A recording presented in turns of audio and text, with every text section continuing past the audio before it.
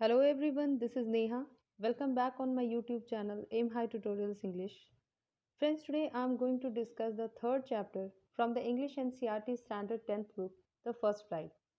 The name of the chapter is The Two Stories About Flying. Friends, this chapter has been given in two parts. So we will discuss the first part in this session and the second part will be discussed in the next session. Let's start.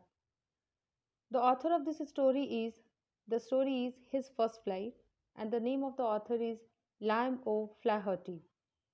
He was born on 28th of August in 1896 in Ennismore, Ireland, and he died on 7th of September in 1984 in Dublin, Ireland. By profession, he was an Irish novelist and a short story writer. Now let's start the story. His first flight. The young seagull was alone on his ledge. ये छोटा सा seagull का जो बच्चा था वो लेज पे अकेले बैठा था. लेज का मतलब होता है एक पतली सी सकरी सी निकली हुई शेल्फ की तरह. His two brothers and his sister had already flown away the day before. उसके दो भाई और उसकी जो बहन थी वो एक दिन पहले ही उड़ चुके थे. He had been afraid to fly with them. वो उनके साथ उड़ने में डर रहा था. Somehow, when he had taken a little run forward to the brink of the ledge and attempted to flap his wings, he became afraid. किसी तरह जब उसने हिम्मत जुटा के ये सोचा कि वो अपने लेज से आगे की तरफ दौड़ के उड़ने की कोशिश करे, एकाएक वो डर गया. The great expanse of sea stretched down beneath, and it was such a long way down, miles down. अपने सामने इस बड़े से विस्तृत समंदर को देख के वो डर गया और ये समंदर उसे इतना बड़ा लग रहा था मानो मीलों की दूरी तक सिर्फ उसे वही दिखाई दे रहा था. He felt certain that his wings would never support him. उसे इस बात का निश्चय हो चुका था कि उसके विंग्स कभी भी उसका साथ नहीं देंगे. So he bent his head and ran away back to the little hole under the ledge where he slept at night. इसलिए वो वापस अपने पंखों को सिकोड़ के अपने उस लेज के पास बने होल में चला गया जहां उसने वो रात में सोया था. Even when each of his brothers and his little sister, whose wings were far shorter than his own, ran to the brink, flapped their wings, and flew away, he failed to muster up courage to take that plunge which appeared to him so desperate. यहाँ तक कि उसके छोटे भाई बहन जो थे, जिनके पंख उसके पंखों से भी छोटे थे, वो भी दौड़ के ब्रिंक तक आए. उन्होंने अपने पंख फड़फड़ाए और उड़ गए, लेकिन इसके अंदर इतनी हिम्मत नहीं हुई, ये साहस नहीं जुटा पाया कि वो भी ऐसा कर सके, उड़ सके. His father and mother had come around, calling to him shrilly, upbraiding him, threatening to let him starve on his ledge unless he flew away. उसके माता पिता आए और उसे डांटने लगे, उस पर चीखने लगे और उसे धमकाने लगे कि अगर वो उड़ने की कोशिश नहीं करेगा तो वे लोग उसे खाना नहीं देंगे. But for the life of him he could not move. लेकिन अपने जीवन को बचाने के डर की वजह से वो वहाँ से हिला भी नहीं. That was 24 hours ago. ये 24 घंटे पहले की बात थी. Since then nobody had come near him. पिछले 24 घंटों में कोई उसके पास आया भी नहीं था. The day before, all day long, he had watched his parents flying about with his brothers and sister, perfecting them in the art of flight. पूरे दिन उसने देखा कि उसके माता पिता जो हैं वो उड़ उड़ के अब उसके छोटे भाई बहनों की देखभाल कर रहे हैं और उनके उड़ने की कला में कैसे परफेक्शन लाया जाए इसके लिए उन्हें हिदायतें दे रहे हैं, ट्रेनिंग दे रहे हैं. Teaching them how to skim the waves and how to dive for fish. वो उसे सिखा रहे थे अपने छोटे बच्चों को कि किस तरह से वो समंदर के सरफेस को धीरे से छूते हुए निकल जाएंगे और कैसे वो मछलियों को पकड़ लेंगे. He had in fact seen his older brother catch his first herring and devour it, standing on a rock while his parents circled around raising a proud cackle. उसने अपने भाइयों में से एक को देखा था कि किस तरह से जब उसने अपनी पहली मछली पकड़ी थी तो उसके माता पिता खुश हो रहे थे और वो उस पर प्राउड फील कर रहे थे. And all the morning the whole family had walked about on the big plateau midway down the opposite cliff, taunting him with his cowardice. और इसके बाद उस सुबह से ही पूरे दिन पूरा परिवार जो था वो उसके कायर होने की वजह से, उसके डरपोक होने की वजह से उसे टॉन्ट कर रहा था, ताने मार रहा था. The sun was now ascending the sky blazing on his ledge that faced the south. सूरज धीरे धीरे अब आसमान में चढ़ता जा रहा था और उसके लेज के ठीक सामने आ गया था, जो कि साउथ को फेस कर रहा था, साउथ दिशा की तरफ था, साउथ दिशा की तरफ फेस करने वाला था उसका लेज. He felt the heat because he had not eaten since the previous nightfall. उसे आज गर्मी कुछ ज़्यादा ही लग रही थी क्योंकि उसने पिछली रात से कुछ खाया नहीं था. He stepped slowly out to the brink of the ledge and standing on one leg with the other leg hidden under his wing, he closed one eye, then the other. इसके बाद धीरे धीरे वो अपने लेज के ब्रिंक के किनारे की तरफ आया और वहाँ वो अपने एक पैर पे खड़ा हो गया. पहले उसने अपनी एक आंख बंद की, फिर दूसरी आंख बंद कर ली. And pretended to be falling asleep. और वह ऐसा दिखावा करने लगा जैसे कि वो सो रहा हो. Still they took no notice of him. इसके बावजूद भी किसी ने उस पर ध्यान नहीं दिया. He saw his two brothers and his sister lying on the plateau dozing with their heads sunk into their necks. उसने देखा कि उस पठारी हिस्से पे उसके भाई बहन जो हैं वो अपने विंग्स के अंदर अपने सिर को छुपा के सो रहे थे. His father was preening the feathers on his white back. उसके पिता जो थे वो अपने पीठ पे जो फेदर्स थे उसे सुलझा रहे थे, ठीक कर रहे थे, सजा रहे थे. Only his mother was looking at him. सिर्फ उसकी माँ ही थी जो उसकी ओर देख रही थी. She was standing on a little high hump on the plateau. वो प्लेट्यू से थोड़े ऊंचे निकले हुए उभरे हुए हिस्से पे बैठी हुई थी. Her white breast thrust forward. उनका आगे का जो सफ़ेद शरीर का हिस्सा था वो दिखाई दे रहा था. Now and again she tore at a piece of fish that lay at her feet and then scraped each side of her beak on the rock. उनके पास पड़ी हुई जो मछली थी उसके उन्होंने टुकड़े किए. उसकी माँ ने उसे इसके बाद रॉक के पास उसने अपनी बीक को थोड़ी सी शार्प किया, उसे शार्पन किया. The site of the food मैडेंड him. अब खाना देखकर उसका पागलपन बढ़ गया, उसकी भूख और बढ़ गई. How he love to tear food that way, scraping his beak now and again to whet it. वो कैसे अपने बीक को बार बार स्क्रैप करता था जब भोजन उसे मिलता था और उसे टीयर करना कितना उसे पसंद था. गा गा गा, he cried begging her to bring him some food. वो अपनी माँ के सामने गा गा गा करता है, विनती करता है अपनी आवाज़ में, जो उस चिड़िया की आवाज़ है उसमें वो अपनी माँ से विनती करता है कि मुझे थोड़ा खाना दे दो. गा कोला, शी स्क्रीम्ड बैक डेरिसिवली.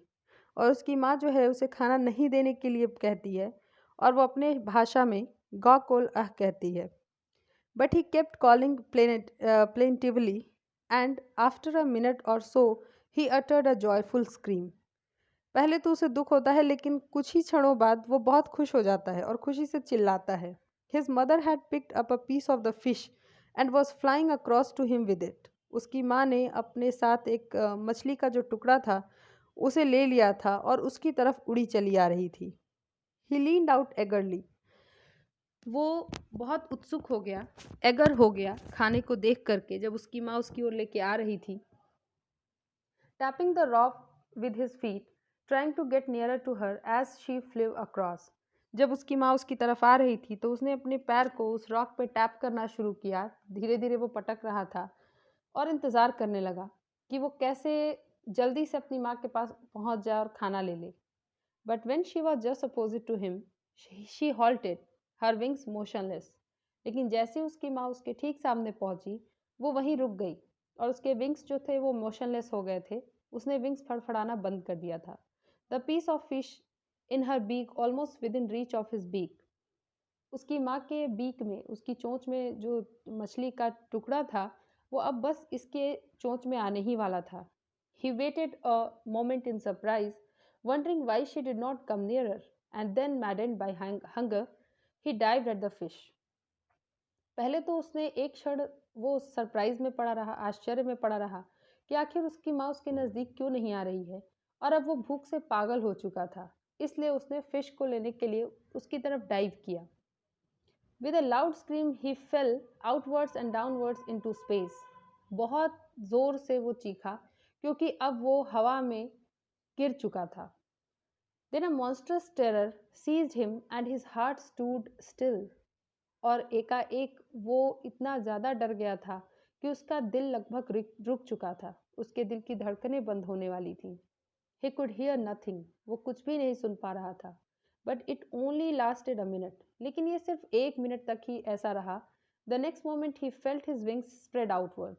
अगले ही क्षण उसे ऐसा लगा कि उसके जो विंग्स हैं वो बाहर की तरफ फैल गए हैं। The wind rushed against his breast feathers.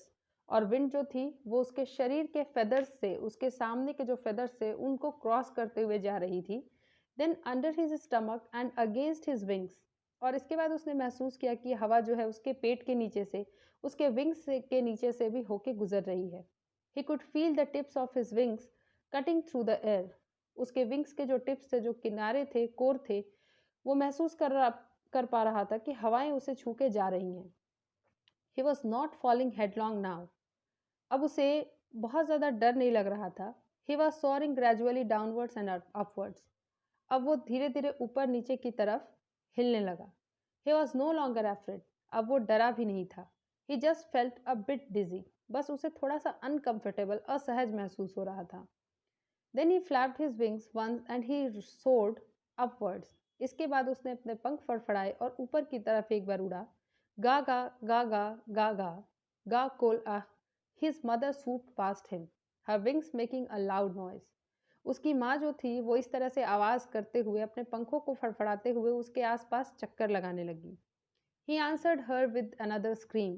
और वो अपनी माँ के इस बात का जवाब, जो उसकी माँ ने कुछ गा गा करके जो शब्द निकाले थे, उनका जवाब वो भी कुछ चीखते हुए दे रहा था। Then his father flew over him, screaming. फिर उसके पिता जो थे वो भी चीखते हुए उसकी तरफ उड़े।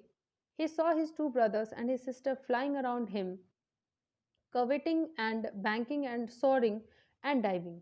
फिर उसने देखा कि उसके जो दोनों भाई हैं, उसकी बहन है, वो सब के सब उसके आसपास आके उड़ रहे हैं, डाइव कर रहे हैं।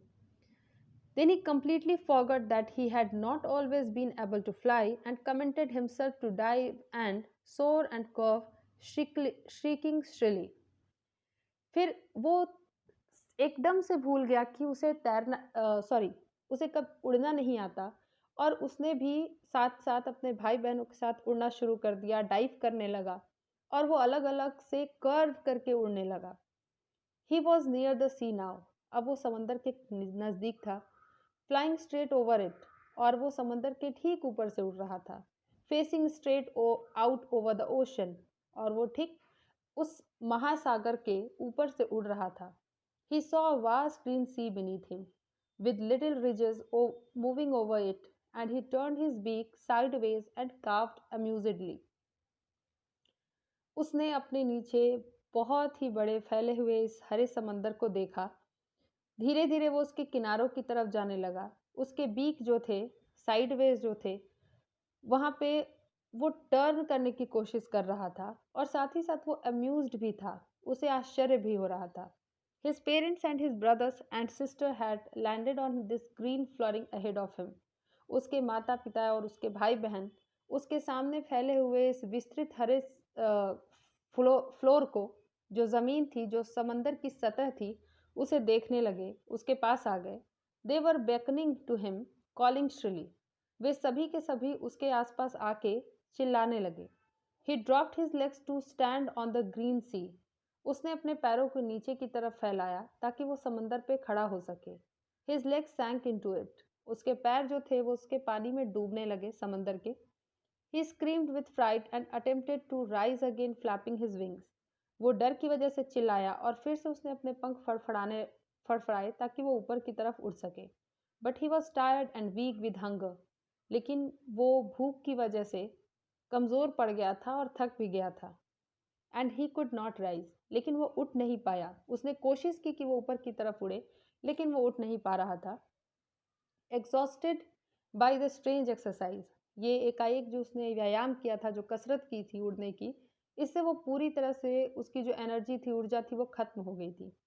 His feet sank into the green sea. उसके जो पैर थे वो हरे समंदर में डूब रहे थे। And then his belly touched it and he sank no farther. और तभी उसका जो पेट था, उसके पेट का जो हिस्सा था, उसने भी समंदर के पानी को छुआ, लेकिन इसके बाद वो उसके ज़्यादा अंदर नहीं गया। He was floating on it. वो उस पर तैरने लगा। and around him his family was screaming, praising him, and their beaks were offering him scraps of dogfish. उसने देखा कि उसके माता-पिता, भाई-बहन, उसका पूरा परिवार उसके साथ-साथ उस समंदर के पानी में तैर रहा था, चिल्ला रहा था, चीख रहा था, सब उसकी तारीफ कर रहे थे और अपनी-अपनी चोंच में जो डॉग फिश के कुछ टुकड़े उनके थे, वो लोग उसे ऑफ़र कर रहे थे कि वो उसे खा सके। He had made his first flight और इस तरह से ये जो सीगल का बच्चा था, इसने अपनी पहली उड़ान भर ली। फ्रेंड्स, आई होप कि ये एक्सप्लेनेशन आपके लिए हेल्पफुल रहेगा। आपको मेरे एक्सप्लेनेशन समझ में आते होंगे। If you have any problem or doubt related to the explanation made by me, you can let me know in the comment section if any kind of improvement is required. If you like my explanation, please share it to your friends, subscribe my channel and keep on watching. Thank you very much for watching. Have a good day.